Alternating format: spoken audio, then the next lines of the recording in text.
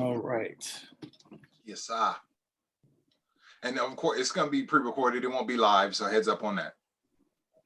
Cool. But yeah, man. For me, I keep mine conversational. It's never going to be, too formal. Hey, we got fans. They be all right. Yeah. All right.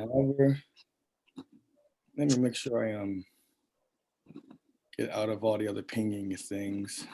Yeah, I just silenced my joint too. Yeah, you know how that happens. Yeah, I've just been today's has been all about the campaign launch. So yeah, you got one. What? Oh yeah. It's been no time. It feels like, but it's been 2 years now. Yeah, it's been about 2 years. So, cool. Even before we get to it, man, like, how's it feel? Taking multiple bites at the apple, coming in, making change. I mean, it's like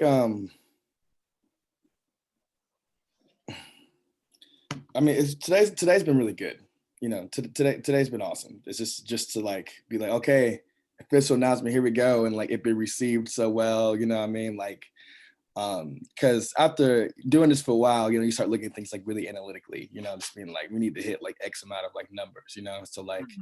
Already seeing the response, in different types of people, different groups and everything that's like shared the stuff. It's like, cool. Like there's a good chance if you didn't know about me before, there's a good chance you're going to hear about me running now. So that was good. And then like there's rough days like yesterday, like I almost cried a couple times. Yeah, this time there's so much trauma, man. It's just like, so this past weekend we had an event in Montgomery Village.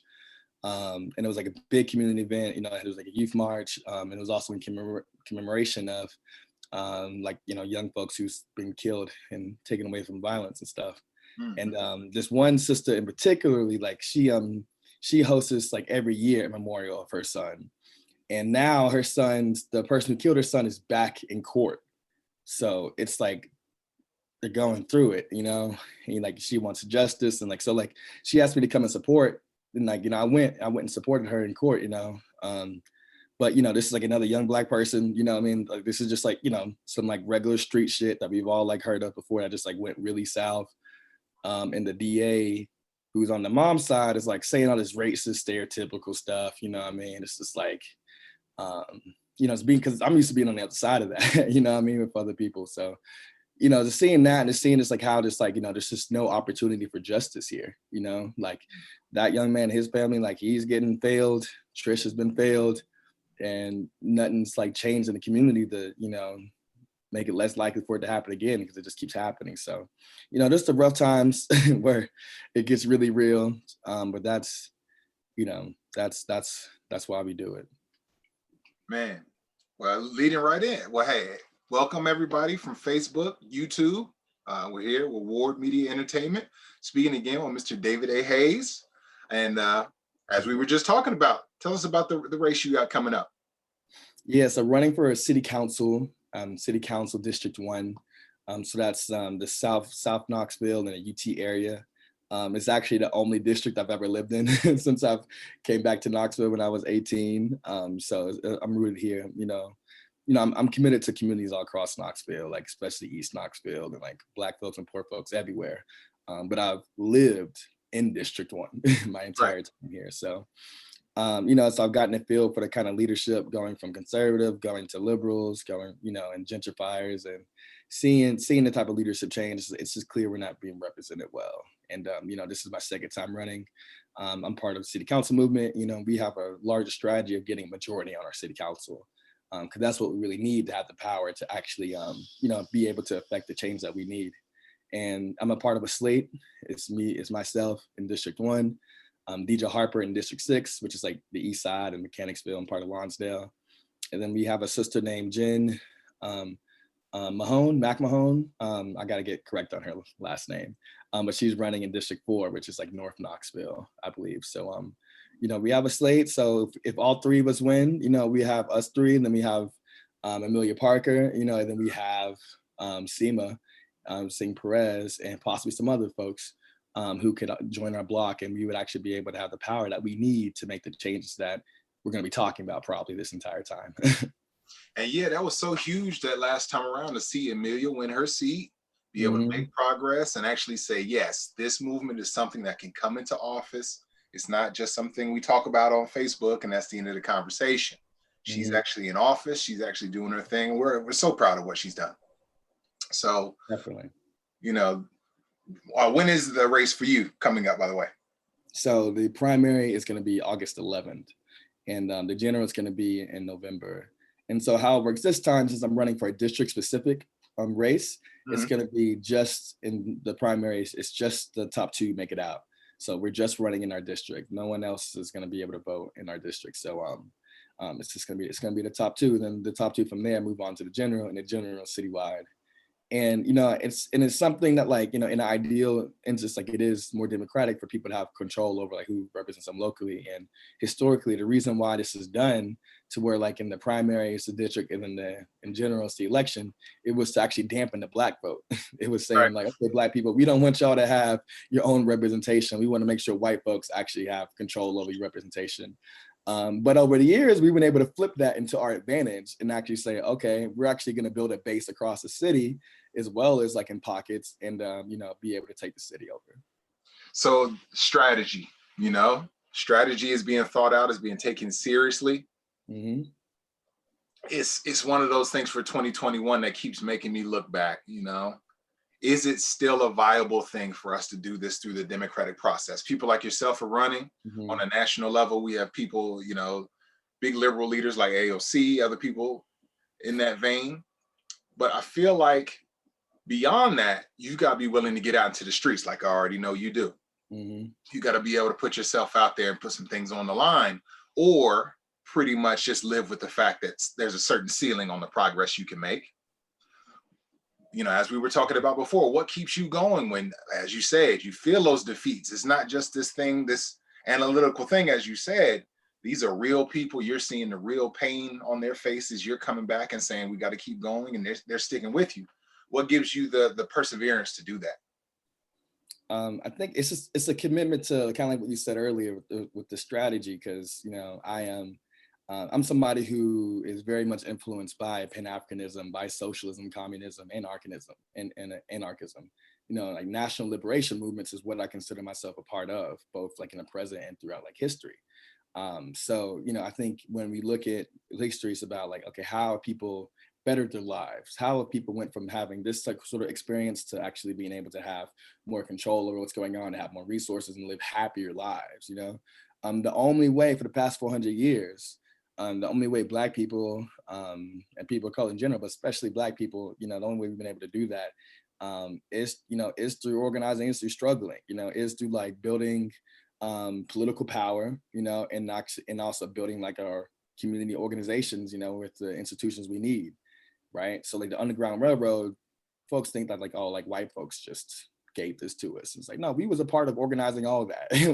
You know what I mean? It wasn't white folks going into the places and like taking people out. It was Black folks. We've always had to organize and do what we need to do to like better ourselves, from even from like organizing childcare and things like that in our community. Like how many times do you see apartment complexes where there's like one person, one granny who takes care of most of the kids whenever like the parents have to work and stuff like that. I mean? Like we've always had to do that. It's just like trying to cover all of our bases. But the political power piece is important.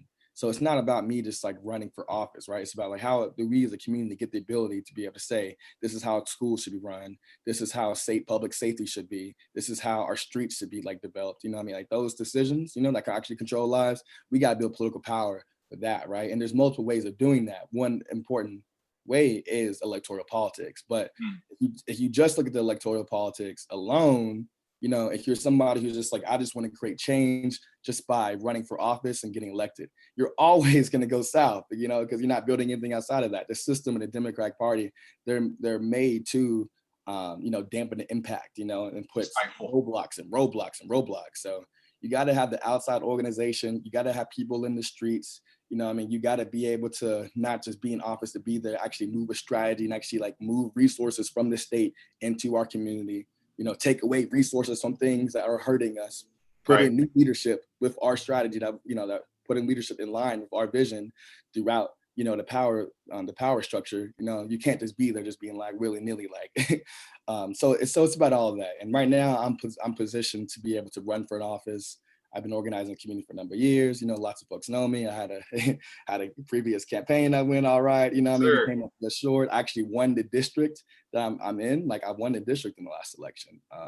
So I have a like a lot going for me. But also, don't get it twisted. Like, I would also love to, like, be on a urban commune with like chickens and gardens and raising kids, and just doing that. I would rather be doing that right now, but I still got to fight for that future, because it wouldn't be right if I just got that. Right, we got to make sure all of us get the opportunity.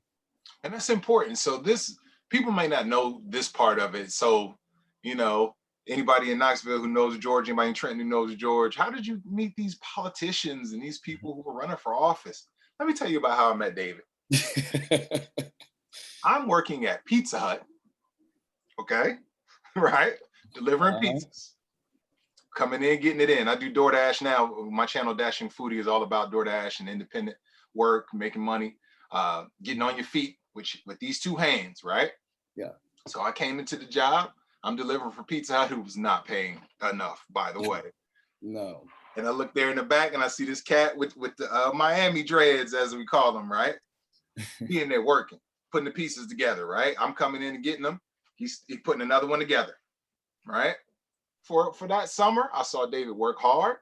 And next time I come into the city council, I'm also this political animal who pays attention to the local races. I see David organizing how many rallies, how many protests on UT campus, raising issues at the Michael Brown protests, raising issues. Mm-hmm. So when it finally comes down to time for the election and I see that you running, you saw I came to the birdhouse quick.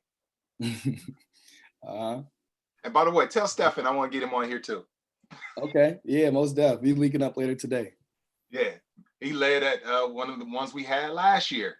And like, back to the perseverance thing, it seems like we have to keep doing this. Mm-hmm. And that just can knock you down. So that's why, again, I have much respect for the perseverance. But just looking at this year's police shooting at Austin East, this was the 5th in the past 3 months. This one that was actually done by the police. The previous 4 were just shootings in the community, like you said, neighborhood stuff, right? So our kids are getting it from both sides, right? The people who are supposed to protect you, well, what does protect you mean to these people, right? And then just at home, poverty, the drug trade, just being a kid and wanting to be the tough guy. All of these issues can mean the end of your life to these kids, to our kids, right?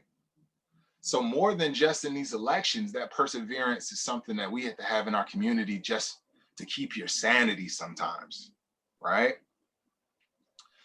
To talk about that, how is that affecting the community right now? Because let alone the parents who've lost their children, right? Mm-hmm. How about all the parents who got to send their kids to the same school the next morning?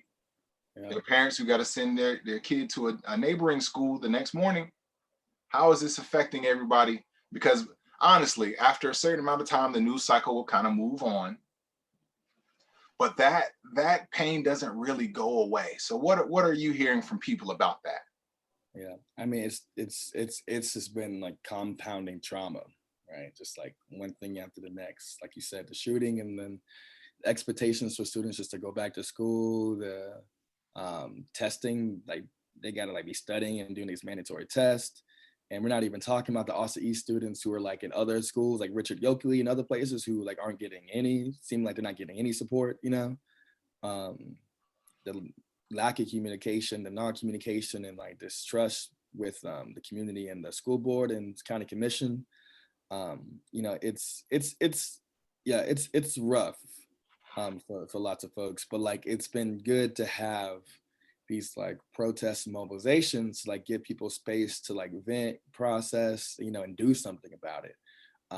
Because it's hard to remember who we like, like you said, this is the 5th one. This is the 5th young person, This is Anthony Thompson Jr., who people's name know. And that's only because people have been in the streets and people have been speaking up, and the AE students have been leading a lot of these instances. Only because of that, people are still talking about it. So that's also been a healing component, I think, with everything's going on. At the same time, it is like pushing back. We are struggling, we are fighting for justice, but having those outlets has been good. But yeah, it's been tough. And I think there's also something to like, there's a saying in the movement that goes back decades, that if you don't understand white supremacy, nothing else will make sense. So like, it looks like we're getting violence from like two different sides. It looks like it's the cops killing us, and then it's us killing us, right? And really, when you look at it, it's really part of the same thing, right? Because when you look at like us killing us, right? Anywhere across the world, wherever there's high poverty and a high rate of like people lacking housing and resources, there's always increased violence. It's an equation at this point. Black people are not inherently violent. We are not inherently, we're not inherently just like want to like, act completely in self-interest. We are not inherently bad and all these things. Poor people aren't inherently violent, right? It's our conditions that lead us to this. And those conditions are because of failures from the state, right? So instead of our schools having programs where kids can actually learn how to be better selves, right? Actually learn conflict resolution, actually go to therapy, actually be able to process what's going in their lives, single or group, having those sort, and actually having people who actually know how to de-escalate conflict instead of just come in and shoot you, right? If we actually had those institutions in our schools, think about how much healthier we would be. I promise you, if like schools, if Black mamas ran AE and put in all the programs they knew their kids needed, and the kids had to input in that, like, and that's how the budget was created, there would be significant, I would say there would be at least 80% less violence in the whole area. Easy, right? So when we see, yes, the hand that shot you might have been Black, but that bullet is the result of failures of a government, white supremacy, this economic system that also keeps us down, a ruling elite who makes sure we have conditions like this, who controls our media, right? Think about our media. Think about like, it's sad, but like, like I listen to rap, I love hip hop and everything, but like, it's one thing when you listen to somebody on the radio talking about some violent stuff, and then when it happens in real life, we can't just disconnect those two. We got to get out of this cycle of like cognitive dissonance. Like we got to understand, like we don't control the media. There's reasons why people are playing what they're playing. So all that goes into the violence. So it's we as people, all people, we need to improve. We need to like be better about unity, solidarity, and like be able to work with one each other and solve our difficulties, and look to collaborate instead of compete. We will always be needing to like do more of those things. But also, this is why I'm running for office. We have these power structures also keep us in this place we're doing. So if we're not building political power, if we're not building our own institutions, organizations, take care of ourselves, and do what the state's failing to do for us, then we're just going to continue to go in this cycle. So I refuse to go in that cycle. And for the first time in a while, I see a lot of Black people saying, no, we're done with this cycle of violence. We're going to do something about it. And from the race last time around and just what's been happening in the city, I remember the discussion about the new Justice Center that's being built, right? Mm-hmm. Lots of money being spent on that. And like you said, when it's time to institute some programs at AE or any other school that you may mention around East Tennessee, we ain't got the money. Mm-hmm. We way too broke. Mm-hmm. How many millions is that Justice Center that is totally unnecessary? And people have been saying exactly that for a long time. Mm-hmm. What's the progress on that? And when it comes up for council, what's going to be the strategy? There's a number of things going on. With the Justice Center, it's going to be, I think the strategy is,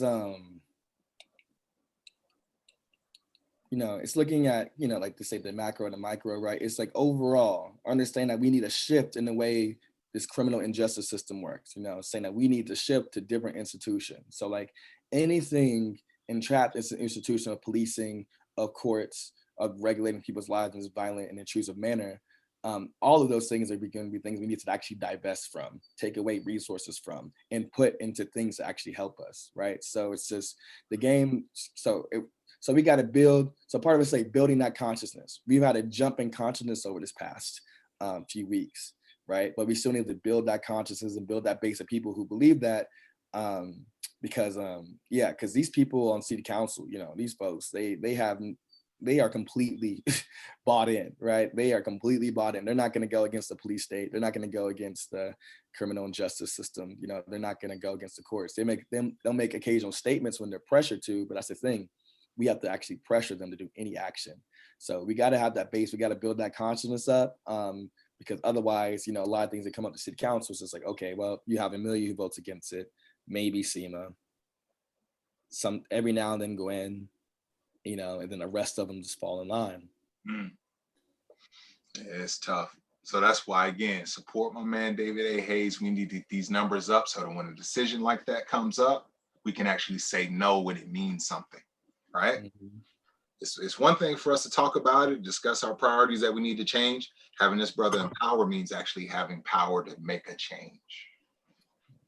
Just like last time, there's no confusion. I am not Walter Cronkite. I'm not a supposedly objective guy. You know my position. Information. Yeah, we being real around here. Yeah, no.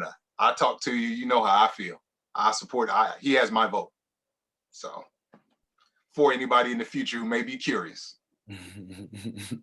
but moving forward from that, I'm up here in New Jersey right now. I'm in Trenton. And some of the things that we were talking about during that last election up here have actually come to fruition. Up here in Jersey, we actually have legal marijuana as of January. Yeah. Okay. I'm seeing what that looks like on the ground floor, how they're plugging that into jobs and economic opportunity, tourism. Why they're talking about this being several billion-dollar industry this year, right? While again, we go back to Knoxville and they're telling you why you can't have music in the school because we ain't got no money. Mm-hmm. So when those discussions come up about legalizing marijuana, if they will at all, what are you going to be focusing on this year to kind of pique their attention? We now have 26 states that are legal, the majority. Yeah, I mean, there's the statewide. I mean, there's a number of things that are like at a statewide level we need to like address. But in the statewide level, you have a super majority of Republicans in the legislature. You have a super Republican, conservative right wing as the governor. So like in general, there's to me, the local strategy is important so we can have like, a larger base to be able to like, fight back and like move the state government from. Because I think we're going to need to be able to see more local alliances around like, having officials and governments in, Knoxville, Chattanooga, Johnson City, Nashville, Jackson, Memphis, right? We're all going to have a stronger voice to be able to push the state legislator, and as we're pushing that, hopefully build more in the rural areas so we can actually like take the governor's seat or something like that. But that's why I'm limited in what I'm going to focus on from a statewide perspective, but what I can say about decriminalization, right? So I'm limited in like building the infrastructure, Gotcha. Although I would like to see more Black people owning these hemp because everything's going to transform into like all these like hemp and CBD shops. So I do want to see more Black ownership of that and working class ownership of those things. But like I said before, like we got to decriminalize and put the pressure off our back. So more pressure on the police to not haggle people with that is going to be crucial, just making it a lot less hot. Because especially when you have things right now on the east side, a shooting happens, and then all the politicians, including the Black ones, support dozens more cops coming to the east side. You got more people being pulled over. All of a sudden you just got a little bit of something in your car, and like bam, like your whole life is wrecked up because your bills is already too high. Making sure stuff like that doesn't happen. And when the state moves, because the money arguments is becoming so clear. Eventually, when enough white people make enough money off of it, like it's gonna, they're gonna eventually move. So I think being prepared to really being prepared to make sure that Black people is involved in this economic boom. Because I'm really interested in Trenton, how it's been where you are, but I don't know a lot of Black people who own these like any hemp or CBD shops or stuff like that, right? We don't own a lot of anything, right? So it is a priority to make sure that Black people are in that economic boom, just as it is a priority to make sure we're in like the technological and like in building stuff. Like we got to actually build and manufacture things in Knoxville. Like we actually had to build it here for our own sustainability and for, building like, our own economy, right? We have to do that. So yeah, the marijuana industry is on the list. It's definitely there. Another thing that I'm seeing that a lot of cities are dealing with right now is trying to have municipal internet, where your internet is just part of your utilities that, got pioneered out there in Chattanooga, and everybody wants to copy that at this point. I'm curious as to what that conversation looks like in Knoxville, and also getting RSOs, resource officers, removed from the schools. They're actually in Maryland making a lot of progress on that. They're saying for this next year, they're going to remove them all from the schools. Okay.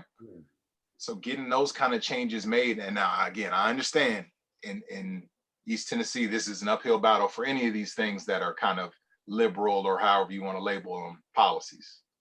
But just what's the state of play with those conversations? Yeah. So actually with the broadband, it's encouraging, right? So it would be KUB, the Knoxville Utilities Board, who'd be supplying the broadband.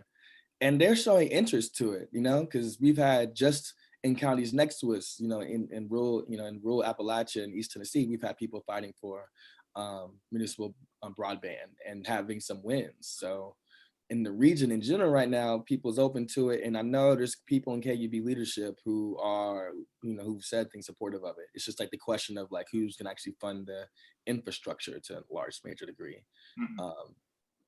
So like, I can, there's definitely some people who's like, gonna be against it, like, like Comcast, like the capitalists and the corporations, but we have some opportunities there. And then if we actually have people in city council willing to lead and say, we're going to do this, make this a priority, yeah, we can definitely achieve that within the next few years. And SROs, yeah, and with the SROs, so when I first got involved in organizing in Knoxville, it was through it was through UT stuff, but when I dropped out of college and I, started just community organizing, putting together Black Lives Matter rallies and protests and things like that. And Michael Brown was killed. The first organizing campaign I got into was actually stopping school push out, actually like trying to abolish and reform this whole discipline structure within our schools. Because if you look at like who's the people getting kicked out of school, through like arrest and through expulsions and things like that, if you're Black, it's 3-1 compared to white. For every one white person, that's 3 of us. It's a whole racist system. It's a whole pipeline, right? It's a whole pipeline to prison. It's a whole system that like I said earlier, that it just feeds the violence that we see in our streets. Like whenever people experience just punitive institutions around them, right? It's like you do something wrong, slap on a wrist. You do something wrong, hits. You do something wrong, something else that's like majorly going to negatively affect your life and your health and your mental health. When that's the response to you messing up, that trains you to think punitively. That trains you to be more likely to like, if somebody crosses you, to like, respond back, right? It's the whole culture of it, right? So that was the thing I started out fighting in Knoxville for primarily Black youth. And it was hard, and like it was the fight of trying to get SROs out of school just seemed so distant back then. It was like, man, we're just trying to just change some policy and get some like, just some basic restorative justice and counselors and folks in these schools, just something for these kids. And we was able to get some of that, but we wasn't really able to get the deep reforms and like changes needed, obviously, so that's something that's been like weighing on my heart. It's like, man, if we was actually successful back then, this wouldn't have happened. Like we could have actually prevented this. We would have actually had in place de-escalators and people in the schools who could have dealt with this, but we weren't. But what I can say about now, I am a lot more optimistic about our opportunities now, because back then we didn't have half the Austin East students walking out of school in honor of person in honor of an injustice. A person who was killed. Right, we didn't have that sort of mobilization. We didn't have people across the city like really being like, no, we got to make sure these schools is right. So I am optimistic now. I'm sad that we weren't able to get it in the past, but I'm optimistic that we can actually get this and get these cops out of schools, like you said, because we want to get them out of schools and we want to replace them. But I think that's much. I can actually see that happening now. It's just about if we're going to be strategic and really like put the pressure where it needs to be. And people see the what the results can be in such a visceral way. There's no way to look away now, right? Just circling back around, man, the reason I support you, bro, is exactly the things you talked about. I've seen you work. I've seen you actually care about issues versus some people out there who, the most polite term I can think of is professional politician. I know you're not a professional politician. Mhm. You know, those people who are really good at getting money to come into the city, really good at finding some way for that to personally benefit them. But Mhm. then beyond that, they're kind of an empty vessel, right? I know that's not what you are. And again, that's why you got my vote. All right. Appreciate you.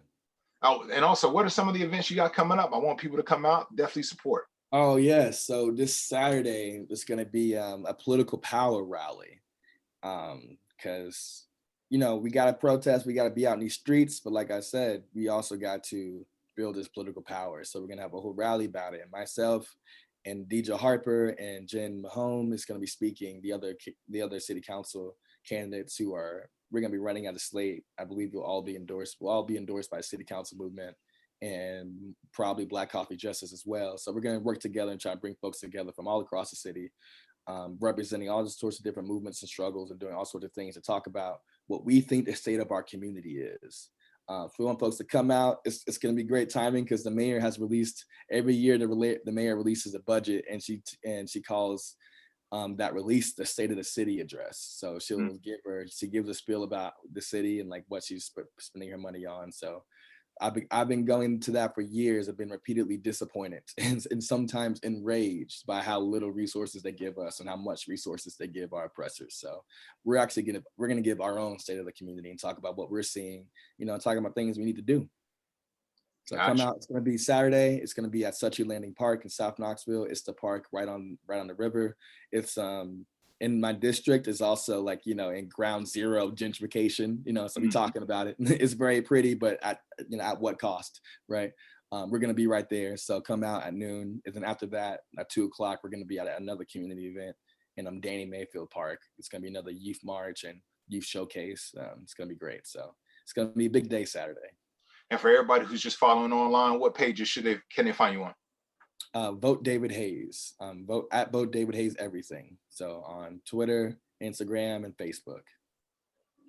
All right, you guys. And again, thank you so much to my audience for tuning in. Everybody in Knoxville, come out and support my man. Let's make these changes this year.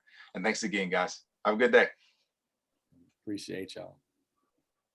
And yeah, with those, it's all recorded. So, hey, man, I appreciate you, bro.